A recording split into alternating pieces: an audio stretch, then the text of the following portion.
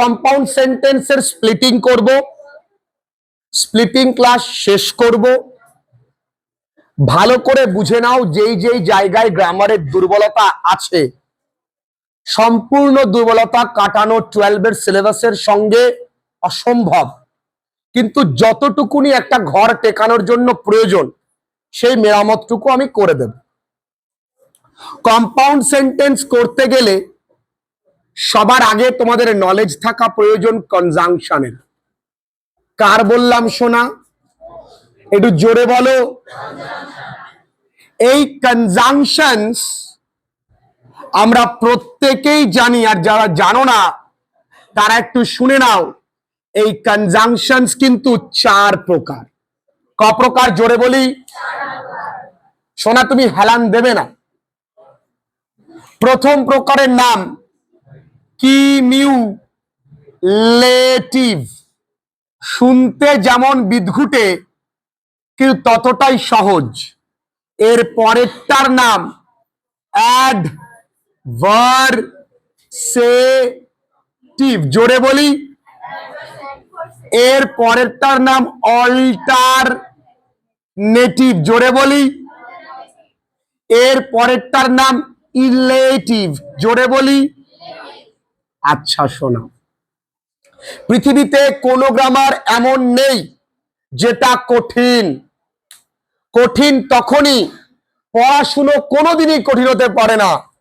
হয় বুঝতে অক্ষম, নয় বোঝাতে অক্ষম। হয়তোবা প্রথমটাই সত্য, মানে বোঝাতে অক্ষম। যদি সঠিক এবং আনন্দ করে সহজ করে বোঝাতে পারো তাহলে যে কোনো জিনিস সোজা। বুঝতে পেরেছো? আমরা ইচ্ছে করে সহজ জিনিসকে জটিল করতে পছন্দ করি, পাণ্ডিত্য দেখাতে হবে। মুগ্ধ করার অবাক করা দুটোর মধ্যে তফাৎ আছে। আমি যদি এটাকে কঠিন করে বোঝাই আমি তোমায় অবাক করতে পারবো, সহজ করে বোঝালে তোমায় মুগ্ধ করতে পারবো। সুতরাং কোনটা উচিত তোমরা আমায় জানো। আমি কিমিউলেটিভ মানে কি বলেছি? ক্রমবর্ধমান। কোন বর্ধমান? বাংলায় লিখি ক্রমবর্ধমান। এবার এখানে দুরকম ভাবে বাড়তে পারে। কোনো কিছু বা কোনো মানুষের, কোনো ব্যক্তির গুণ বাড়তে পারে বা বেগুন বাড়তে পারে। কেমন? ভালোভাবে নাও। আমি বললাম মেয়েটি যেমন দুষ্ট তেমনি কুটনি, তাহলে মেয়েটির কিন্তু খারাপ দিকে বাড়লো। এবার যদি বলি ছেলেটি যেমন লম্বা তেমনি সুন্দর, তাহলে ছেলেটির কিন্তু গুণ বাড়লো। তাহলে এই জন্য ক্রমবর্ধমান। এবার ক্রমবর্ধমানে কি কি আসে? অ্যান্ড। শোনা, জোরে বলি। As well as. আর কি আসে শোনা? Not only dot dot dot বলতে হবে, বাট অলসো। এই প্রত্যেকটাই কিন্তু কিমিউলেটিভ কনজাংশনের উদাহরণ। ওমা, বুঝতে পেরেছো? ভালো করে বুঝবে। কিমিউলেটিভ মানে কি বললাম? কোন ব্যক্তি, মানুষ, বস্তুর খারাপ দিকেও বাড়তে পারে, ভালো দিকেও বাড়তে পারে, পরপর বাড়বে। ঠিক আছে? বলিস না ভাই কালকে আমার ঠান্ডা লেগেছে তারপরে জ্বর এসছে, তাহলে কি ভালো দিকে বেড়েছে? খারাপ দিকে বাড়লো। তাহলে I not only affected by cold but also by fever. Clear? Okay. Adversative. Adversative মানে কি? বিপরীত। ভাই মেয়েটি কিন্তু মোটা, কিন্তু সেই দৌড়তে পারে, পেছনে কুত্তা তাড়া করলে এমনি দৌড়াবে। তাহলে অ্যাডভার্সেটিভ মানে কি? বিপরীত। বিপরীত মানে কি? বাট। ইয়েস। যদি বলি যে লোকটি বড় লোক কিন্তু অসৎ, the man is rich but dishonest. মেয়েটি গরিব কিন্তু উদার, the girl is poor but kind. আরেকটা কি আছে শোনা? ক্লিয়ার? অল্টারনেটিভ। বিয়ে বাড়ি গেছো, হয় খাসি নয় মুরগি। তাহলে তোমাকে বেছে নিতে হবে হয় এইটা এইটা। ইয়েস, তাহলে এর বাংলা কি? বিকল্প। তাহলে এখানে কি কি আছে? অর। আর কি আছে সোনা? Either dot dot or, neither dot dot not. যদি স্প্লিটিং করতে হয় আর পরীক্ষায় আসে তাহলে এই অল্টারনেটিভ দিয়ে আসার চান্স প্রবল। আর এটাই একটু জটিল, সবার আগে এটা বুঝবো, চিন্তা নেই। ইলেটিভ কনজাংশন, ইলেটিভ মানে কি? সিদ্ধান্ত। আজ আমার শরীর খারাপ, তাই সিদ্ধান্ত কি নিয়েছি? স্কুলে যাব না। বাইরে বৃষ্টি হচ্ছে, সিদ্ধান্ত কি নিয়েছি? পড়তে যাব না। তাহলে সিদ্ধান্ত ইংরেজি কি? সো বা দেয়ারফর। ক্লিয়ার শোনা? আমাদের ক্লাস কিন্তু অনেক অন্ধ ভাই বোনেরাও করে, তাই আমি যা বোর্ডে লিখি সেটা কিন্তু এই মুখে বলে দিই এবং তারা সেই অনুযায়ী কিন্তু লিখে নেয়। বুঝতে পেরেছো? ওদের লেখার পদ্ধতিও আলাদা, ওদের পড়ার পদ্ধতিও আলাদা, তার মধ্যে থেকে ওরা লড়াই করছে এটাই শেখার। তোমাদের মধ্যে অনেকেই অনেক সময় বলো, স্যার এখানে একটু লাইট পড়েছে, স্যার এখানে একটু খাবলা মতন দেখা যাচ্ছে না। তাহলে ওরা কি করে? আসলে যারা লড়াই করতে জানে তারা অজুহাত দিতে জানে না, আর যারা অজুহাত দিতে দেয় তারা আসলে লড়াই করতেই পারে না। লড়াই করার প্রথম ক্রাইটেরিয়া হলো অজুহাতটাকে বন্ধ রাখতে হবে। আর যদি লড়াই করতে না পারো তাহলে লড়াইয়ের ময়দান ছেড়ে যাওয়াটাই ভালো আমার মনে হয়। চলো এবার আমরা সবার আগে কি বুঝবো বাপু? দেখি এক্সাম্পল দি। নেইদার রাহুল নর অঞ্জলি went there। আচ্ছা ভালো করে বুঝবে, না রাহুল না অঞ্জলি সেখানে গিয়েছিল, তাহলে এদের দুজনেরও একজনও যায়নি। তাহলে এই দুটো বাক্যকে আমি পরিণত করব, ভালো করে বুঝে নাও। একটু খটোমটো বাট একদম সহজ। এটা কোন টেন্সে আছে শোনা? এখানে কিন্তু কোনো সাহায্যকারী ভার্ব নেই। তাহলে সাহায্যকারী ভার্ব কি? ইংরেজিতে বলা হয় অক্সিলিয়ারি ভার্ব। কি বলে? অনেকে বলে অক্সিলিয়ারি ভার্ব। সেগুলো কি কি?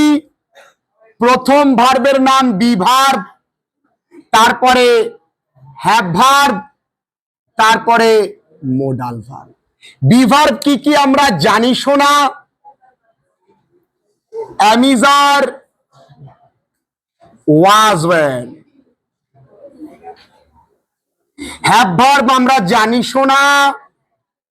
Have has had. Modal verb আমরা জানি ক্যান, কুড, শুড। আর যেগুলো জানি না একটুখানি বলি অট। এখানে কি আছে? নেই। যদি এগুলো না থাকে তাহলে আরো একটা ভার্ব আছে যেটাকে আমরা বলি ডু ভার্ব। কি বলি? এটাও কিন্তু একটা অক্সিলারি ভার্বের মধ্যেই পড়ে। সেটা কি ভার্ব? ডু অথবা ডিড অথবা থার্ড পারসন সিঙ্গুলার নাম্বার হলে। তার মানে যখন এগুলো থাকবে না তখন আমাকে এই তিন চাচিরে নিয়ে কাজ করতে হবে। কোন টেন্স আছে? তাহলে আমরা কোন চাচির নেব? তাহলে ডিড। এবার আমরা আসি এখানে সাবজেক্টকে রাহুল। মনে রাখতে হবে এই বাক্যের মধ্যে কে আছে? নেইদার। নেইদার মানেই কিন্তু নট। তাহলে ডিড মানে কোন টেন্স নেব? ওয়েন্ট মানে কোন টেন্স? ডিড। তাহলে রাহুল ডিড, এবার কি লিখবো? ওয়েন্ট, তখন কে ওয়েন্ট হবে? তাহলে বাংলায় কি বলছি? রাহুল যায়নি সেখানে, তাহলে Rahul did not go, full stop. পরের বাক্য শুধু এখানে কি লিখবো? অঞ্জলি ডিড নট গো দেয়ার। কঠিন। আসলে এই বাক্যটাকে তৈরি করাটাই জটিল। কি করে করব স্যার? একদমই সোজা। আমি দেখব প্রথম বাক্যের মধ্যে সাহায্যকারী ভার্ব কিছু আছে কিনা। নেই। তাহলে এটা কোন টেন্সে আছে? পাস্ট টেন্সে। তাহলে পাস্ট টেন্স মানে আমাকে এখানে লিখতে হবে ডিড নট। যদি এখানে গোজ থাকতো তাহলে আমি এখানে লিখতাম ডাজ নট। ডাজ নট, গোজ আছে। যদি এখানে গো থাকতো তাহলে আমি লিখতাম ডু নট। একদমই সোজা। আরেকটা করতে না দিলে সহজ লাগবে না। রাহুল নেইদার, দেখি কেমন পারো, টেক্স টি নর কফি। তাহলে রাহুল গ্রহণ করে না কি? চা নয় কফি। তাহলে এবার আমি কি করে করতে পারি? ঠান্ডা মাথায় প্র্যাকটিস করো। আমি কিন্তু ডাকবো একজনকে। বলো প্রীতি, আসো, ভয় পেও না, আরামসে রিল্যাক্সে আসো। আচ্ছা, তোমার প্রথম কাজ আমায় বলা যে এই বাক্যের মধ্যে সাহায্যকারী ভার্ব কি আছে? না, it is a principal verb. সাহায্যকারী ভার্ব অ্যামিজার। আগে relax. Am is are, was, were, have, has, had, can, could, এগুলো আছে কি? তাহলে আমাকে হয় ডু, নয় ডিড, নয় ডাস। তাহলে তোমার বুদ্ধি মতন যদি এখানে টেক্সট থাকে কি বসতে পারে? ডাস। Very good. আর এগুলো যখনই বসবে ভার্বের কোন ফর্ম বসে? V1। আচ্ছা, তাহলে আমি এখানে কি লিখতে পারি? রাহুল। এবার কি লিখতে পারি? ডাজ। এবার কি লিখবো? নট। টেক কি লেখা যাবে? টেক লেখা যাবে, টেক্স লেখা যাবে না। তাহলে Rahul does not take tea. আবার এখানে কিন্তু হি, আর রাহুল লিখবো না, হি ডাজ নট টেক। কঠিন। তোমাকে আমি এখন বোঝালাম, এখনই তোমাকে আবার করতে দিচ্ছি। মাই ফাদার নেইদার admitted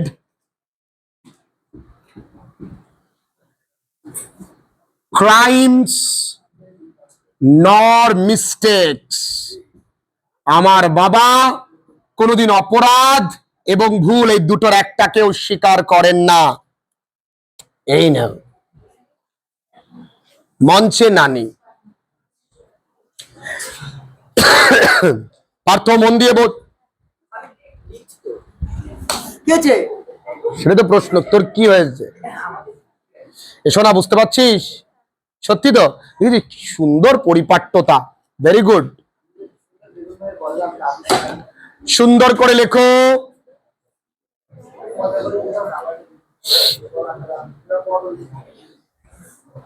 বাহ,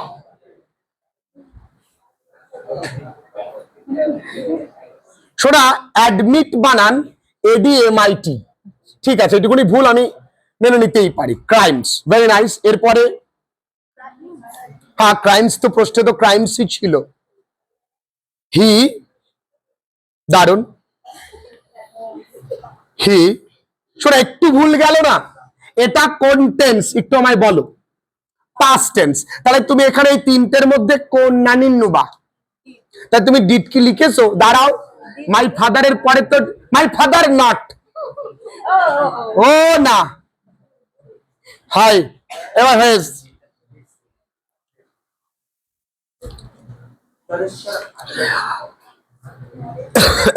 পরিষ্কার করে কে লিখতে পারে?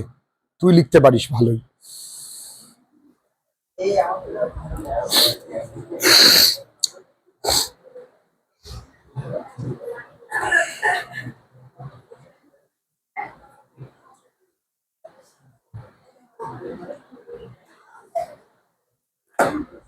Very nice.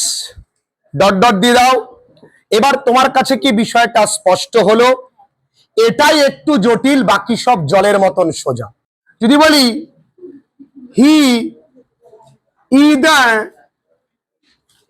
Goes to Digha or Puri, তবে এই বাক্যে কোনো নেগেটিভ কিছু আনতে হবে না। তাহলে এটা কিন্তু করা সোজা। কেমন? আমি ইদার আর অরটা তুলবো, তাই তো শোনা?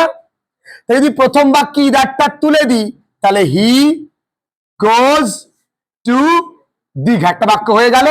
তাহলে পরে বাক্যটা একই রকম ভাবে হি গোজ টু পুরী, শেষ। আমি বলেছি প্রথমটাই একমাত্র একটু জটিল।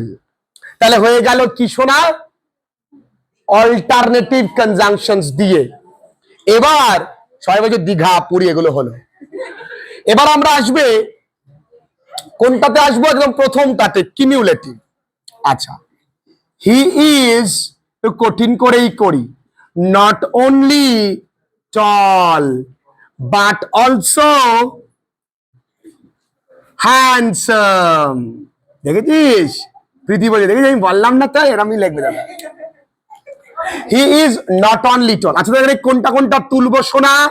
নট অনলি, তাহলে হি ইজ টল হয়ে গেল। আবার কি লিখতে পারি? He is handsome. তাহলে একটা বাক্য তৈরি করে পরের বাক্যটা অ্যাজ ইট ইজ লিখে দিলেই হয়ে যায়। ধরো পরীক্ষায় এমন নেই, পরীক্ষা আছে he is tall and handsome, একই। পরীক্ষা আছে he is tall as well as handsome, একই। ধর এমন আছে he is poor but honest, এখানে কি তুলতে হবে বলো তো শোনা? বাট। তাহলে একটা বাক্য অলরেডি বসে আছে, কে? He is poor. তাহলে একটা বাক্য তৈরি করা খুব সোজা। তাহলে এটা কি হয়ে গেল? অ্যাডভার্সেটিভ হয়ে গেল। আচ্ছা এবার আসে ইলেটিভ, যে it was raining so I did not go there. এখানে একটু বুঝতে হবে, ইট ওয়াজ রেইনিং আগে কোন কাজটা হয়েছে? অনেকে গুলিয়ে ফেলে, অনেক সময় দেখা যায় সো এর জায়গায় বিকজ থাকে, তারা সেম জায়গায় সেম নিয়ম করে ফেলে। যদি বিকজ থাকে তাই লক্ষ্য করে দেখবে এই অংশটা আগে থাকতো, I did not go there because it was raining. লক্ষ্য করে দেখো একটুখানি, I did not go there কারণ বৃষ্টি হচ্ছিল। এখানে দেখো আগেই ঘটনাটা দিয়ে দিয়েছে। তাহলে কিছুই নয়, সো এর জায়গায় একটা ফুল স্টপ, যা আছে তাই। তাহলে উত্তর কি? It was raining full stop I did not go there. কিছু আছে শোনা? ঝড়ের বেগে তাড়াতাড়ি করে বলে দিলাম, সত্যি জিনিসটা এতটা সোজা। একটা বাক্য তৈরি করা। আয় মা তুই এদিকে আয়, আয় এদিকে আয়, ভয় পাস নে, আয়। কিসের ভয়? ভয় তারা, এদিকে আয়। খুব সোজা। ধর আমি বললাম যে আই গট বা he got calf and cold so he missed the class. আচ্ছা এর থেকে সহজ কিছু আছে সম্পিতা? বল মা, উত্তরটা কি লিখবো তুই আমায় বল।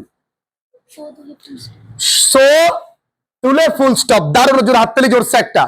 তাহলে আমরা কি করতে পারি? কেউ দিলেন হাতি, এ মা তোমার ফ্যান ফলোইং নেই, তাহলে he got calf and cold, so তুলে ফুল স্টপ। দ্বিতীয় বাক্য কি? হি মিস দ্য ক্লাস। কঠিন খুব। যাও শোনা, তুমি বুঝতে পেরেছো? এই যে খোকা, তোমার বুঝতে পেরেছো?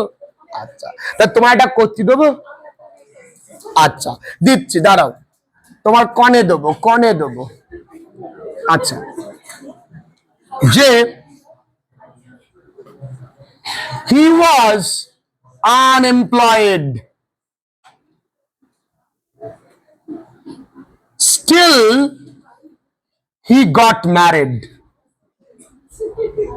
সে বেকার তবুও সে বিয়ে করেছে। আয় পার্থ, চলে আয়, চলে আসো।